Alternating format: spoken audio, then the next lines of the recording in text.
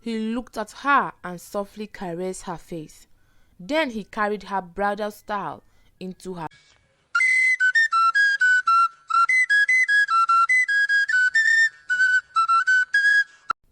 The next day, Adugo thanked the king for his hospitality.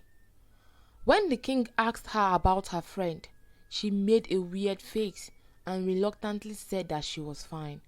Then she left the palace and returned to Isiaka.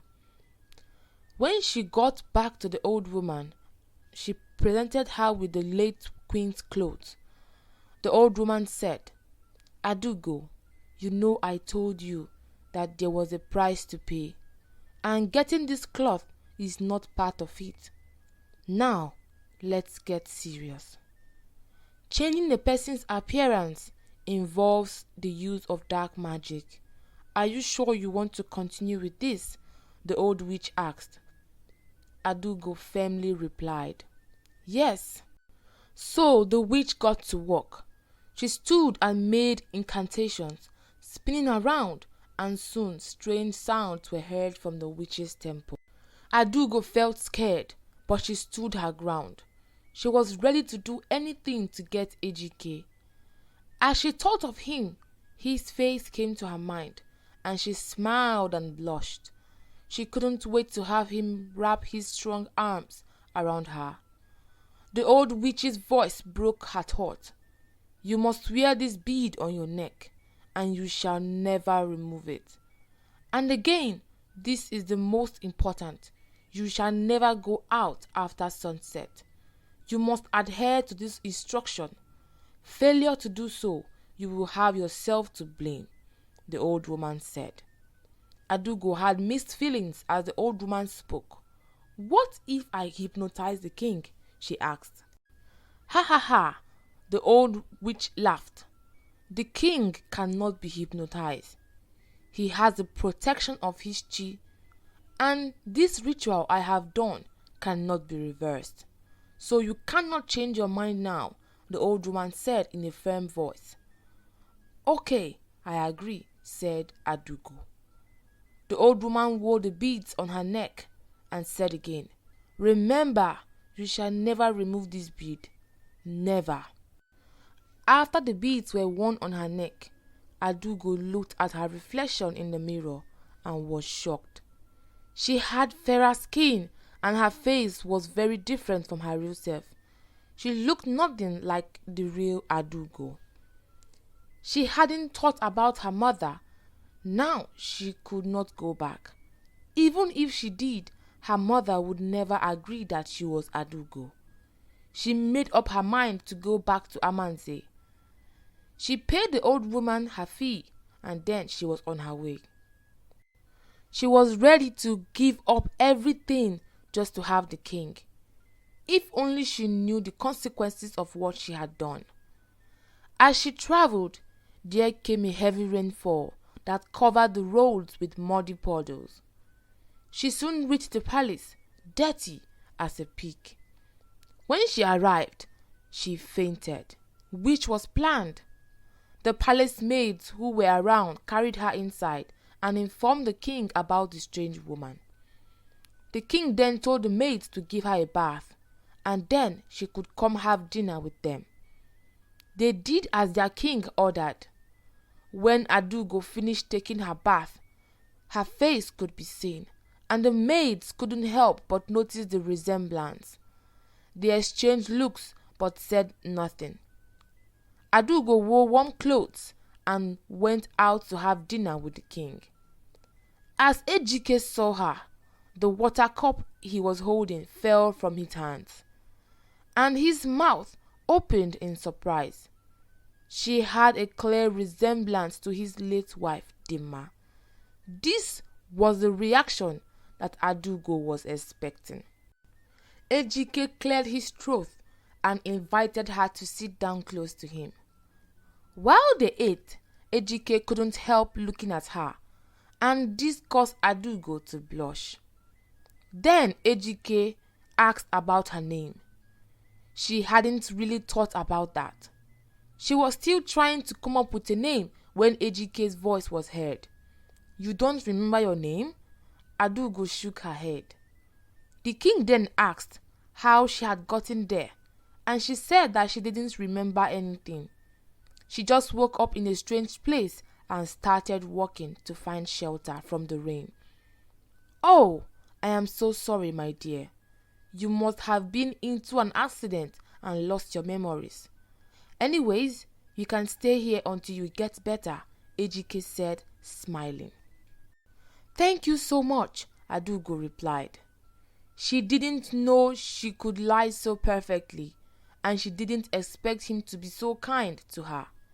She smiled to herself, thinking, "This is the beginning of my perfect love. Since you cannot remember your name, I will call you Nkem. Is that okay?" Adugo smiled widely and said, "It is perfect." She didn't expect the king to give her a name, and yet he gave her a sweet name. He called her his own, and this filled her with so much happiness. When dinner was over, she was about to head to her room when Ejike stopped her. "Would you mind spending some time with me?" he asked. "I don't mind, and besides, I have nothing better to do," she replied. Ejike and Nkem spent the evening together. He told her some things about himself, and after some time, he noticed that Nkem's eyes were drooping. She was tired and needed sleep. The king knew that, but he didn't want to admit it. He wanted her to stay with him. She soon fell asleep on his bed. He looked at her and softly caressed her face. Then he carried her bridal style into her room. He didn't trust himself to keep his hands to himself if she laid close to him. Over the next days, Ejike and Nkem became very close. Ejike felt alive again and felt that he was capable of loving again. One evening, he remembered the dream he had about his wife. He somehow believed that Nkem was the one his wife had shown him, and he could tell because she also had a resemblance to Dimma. "I am never letting you go, Nkem. You are mine from the moment you stepped into my palace," Ejike said. Ejike was obsessed with Nkem, and so was his mother, the queen. However, Dike, the little prince, was the exact opposite. He never wanted to stay in the same space as Nkem. His father thought it was normal and knew Dike would get used to her at some point. Back in Isiaka, Adugo's parents had been searching for her, but no one had a clue where she had gone. They also talked to Olaedo, who was best friends with their daughter, but Olaedo told them that she hadn't seen her. And she made sure to tell Adugo's parents that Adugo was acting strange after their trip to Amaeze. Nkem has successfully charmed the king to love her, and she had heard the palace maid say that she looked like the late queen. No wonder the king loved her at first sight, she thought. And she noticed the mean looks from the little prince. She knew he didn't like her, but she did not care one bit. She wasn't there for the prince, she was after the king. The king had gotten different people to help her with her memory problems, but nothing good was achieved. He wanted to marry her, and with this, he had to pay her bride price to her people. This was the only thing stopping him. The king's birthday was coming soon, and he planned to celebrate it in a big way. Since the death of his queen, he had never celebrated himself. But as soon as Nkem came, he felt happy again. The preparations were in full swing, and the queen mother was happy to see her son change in mood. She thanked Nkem for coming into their lives. She had longed to see her son happy again, and it was happening. On the day of the king's birthday, he couldn't wait to show off his new bride-to-be. The celebration was to take place after sunset. Nkem knew she couldn't go outside. She couldn't risk it. She dressed up in beautiful attire that the king had made solely for her.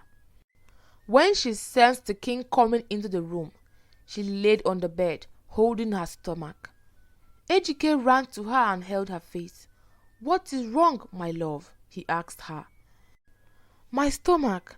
It hurts," she replied, trying to sound convincing. "Okay, I will call my mother to come and stay with you." Ejike rushed out of the room and returned with his mother. She came with a glass of salty water, which she gave to Nkem. "Please get well soon, Nkem. I will be outside if you need me. Just send someone to come get me." That day was supposed to be a happy day for Ejike, but for some reason he was not settled. If he hadn't planned his birthday, he would have cancelled it. He had to be present. It was his birthday, and he only wished to be beside Nkem. Nkem almost felt bad for spoiling his day, but she couldn't risk what the old woman had told her. Ejike's birthday celebration was over, and the first thing he did was to go to Nkem's room and lay beside her. "Obim, are you feeling better?" he asked. She replied. "I'm sorry for spoiling your birthday," she said, sounding apologetic. "It's okay, Nkem. I just want you to be okay. That's all that matters to me," Ejike replied, holding her hands tightly. Back in Isiaka, Adugo's parents searched for her for over 6 months. They even concluded that she was dead and held a burial for her, burning her things. Her mother was sad because Adugo was her only daughter out of her 5 children. The king liked to take night walks, but each time he talked to Nkem about taking a walk with him, she would always find an excuse not to go. Because of his love for her, he did not notice anything weird about her refusing to come out after sunset. He just thought she was scared of the darkness. It was the time of the annual yam festival, and this time the king wanted it to be very big, and he planned to introduce Nkem to his people. Preparations began, and the king remembered Olaedo. He sent messengers from his kingdom to extend his invitation to her. When they got there, Olaedo was absent, so they dropped the message with Ufoma, her mother. When Olaedo came back, Ufoma passed the king's message to her. "Mama, I am not going," she said. "Have you forgotten what he did to you? To us? My daughter, if you are not going because of what he did in the past, then you are wrong. It was a decision he took out of anger and sadness. We all know how he loved Dima. What happened to Ejike was unfortunate. I am not forcing you to attend because you are a grown-up, but I think you need to rethink your decision." Her mother said. "My mind is made up, Mama. I am not going," Olaedo replied. While everyone was happily preparing for the festival, Nkem was only thinking of a lie to avoid going out on that day. Months turned into weeks, and weeks turned into days. A week before the celebration, Olaedo packed her bags, told her mother that she was going to the festival and she would be spending some time in a friend's place close to Amanzi. Her mother hugged her and told her that she had done well. On the day of the festival, Olaedo wore her best attire and entered the village of Amanzi. As she walked, people stared at her for longer than necessary. Her beauty radiated warmth and peace. She got to the palace and then saw the king. The way he stared at her sent a shiver down her spine. He thanked her for coming and told her to feel comfortable. As she walked to sit on the sofa, she saw a very beautiful woman. But something was strange about her. She had two faces. When the woman saw her, she turned and refused eye contact with Olaedo. Everything was set, and then there was music, food, and drinks. A few hours into the festival, Ejike went to bring Nkem out, but she told him that her leg was swollen and that she couldn't walk. "Don't worry, I will carry you," he said. "And I have a headache too." She made a pained face. "Do not worry, Nkem. I won't make you stand for too long. I just want to introduce you to my people." Nkem's heart was beating so fast. "What's the worst that can happen?" she said to herself. Immediately, she stepped outside. A screeching sound was heard, and a big owl was seen perching on the tree close by. A few minutes had passed, and nothing happened to Nkem. She then mockingly said to herself, "That foolish old witch put so much fear in me." It was as if the old witch heard her thought. A bright light shone on her, and immediately Nkem's looks changed. She was back to her former self. But it didn't stop there. "Adugo," Olaedo said in shock. She wanted to reply, but then her body started to wrinkle. She watched herself turn older and older. As this happened, she ran while shouting. As she ran, she fell to the ground and died.